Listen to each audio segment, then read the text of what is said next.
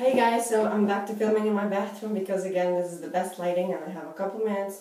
I have to get dinner ready, but for the rest my husband's not here and he stopped officially working for university at the end of April, but he's still finishing up his doctoral thesis, so he's working from home all the time. That means that he's home all the time, which means I have very little privacy. I mean, we do have a bigger house, but I don't know, for making videos I had like this routine where before he got home from work, I would just sit up in the kitchen and just tell you guys something and then I'd be done with it. Now I really have to pick a time and do it. So anyhow, there's some news that I want to share with you.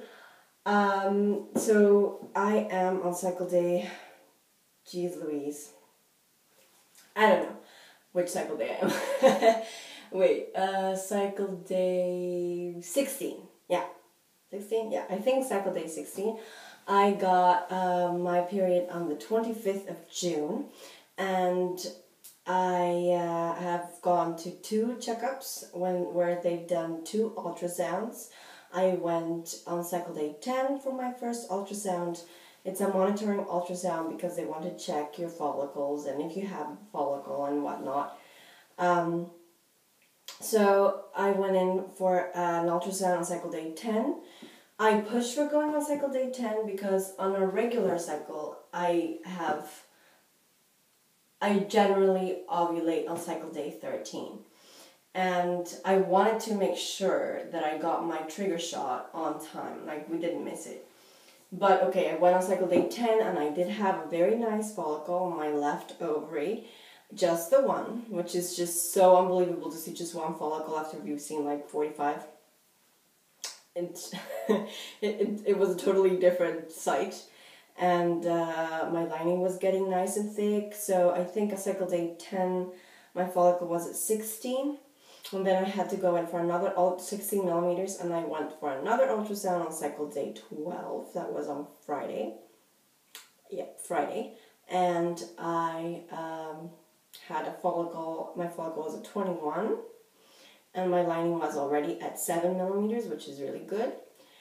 And so I triggered. I got my trigger shot on Friday night on cycle day 12, and you're supposed to ovulate within 36 hours of the trigger shot. Now, my doctor said it doesn't matter when you do the trigger shot. When you're preparing for egg retrieval, they give you a set time. Because say if you trigger at 10 at night, on say a Wednesday, then your egg retrieval is programmed for 10 in the morning on the Friday, exactly 36 hours later. Now it didn't matter. As long as I ovulated on cycle day 14, it didn't matter when exactly. So I got my shot, I think, around 7 at night on Friday, which means I would have ovulated around 7 in the morning on Sunday.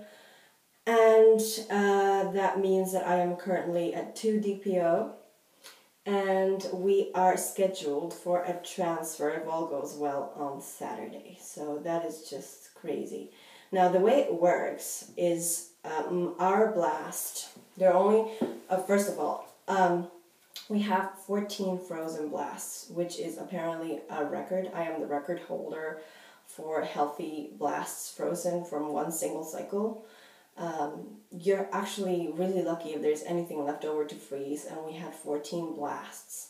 So because blasts are of a certain quality, if they freeze embryos at day 3, then sometimes they will freeze them in pairs because they might not make the thawing process and the freezing and all that. But when you've got blasts, apparently in my clinic they freeze them individually.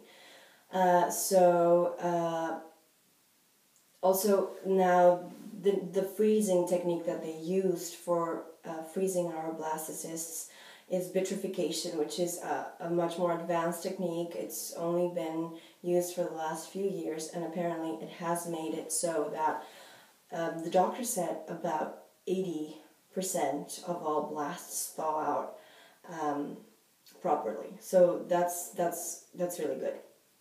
So my blasts got frozen on cycle, 5 days after the retrieval. So it's a 5-day blast, right?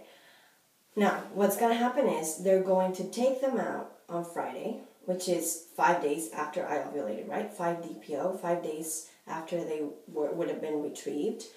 And they're going to start the thawing process. I asked, is there any kind of classification that you're going to pick this one because it was better? Right now it's just random. All 14 are in a pool, and the embryologist is going to pick one out, and it's just going to be like that. So they're going to pick one in the morning of Friday, and they're going to start letting him thaw out.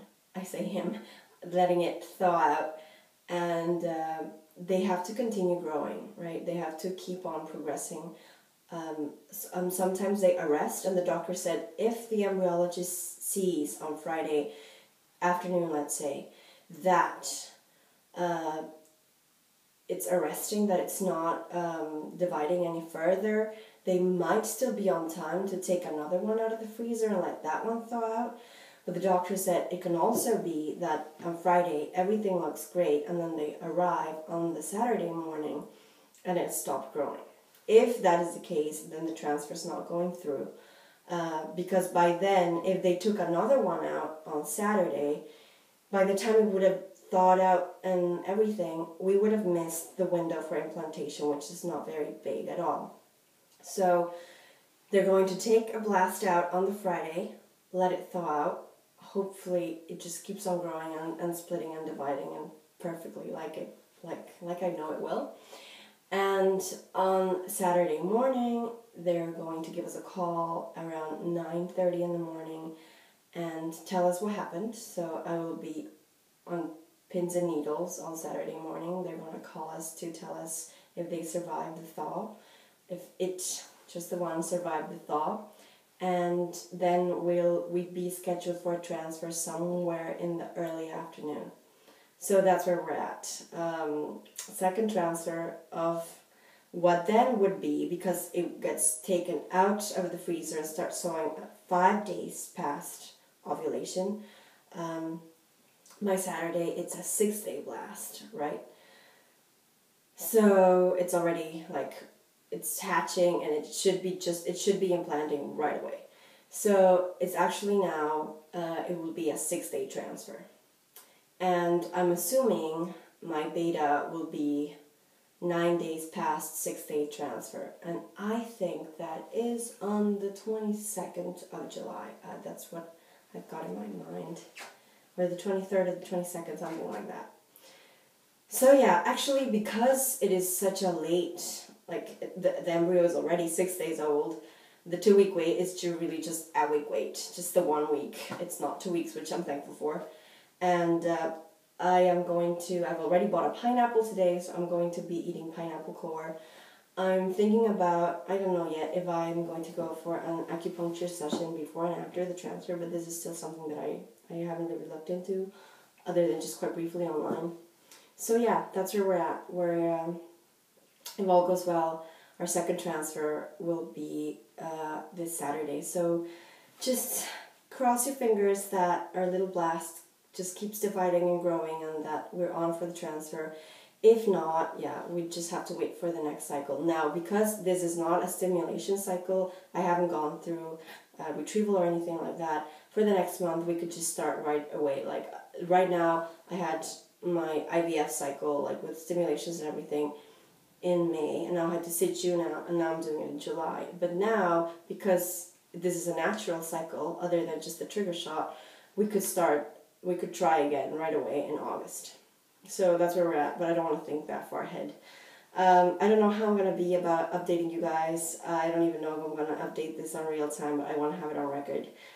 Because it's just weird we haven't told anyone in our real life, because that's something that I had a hard time dealing with, just the pressure of telling everybody that it didn't work. So now it's just the both of us. Nobody knows. So if it doesn't work, I don't have to tell anyone. And that way we could also just tell people and have them be surprised, which is something that I really was mourning the loss of that with the whole IVF thing. So that's where we're at, you guys. Thank you so much for watching. I've been bad at replying to comments. I'll try to get better. Thank you for watching again, and until next time, bye.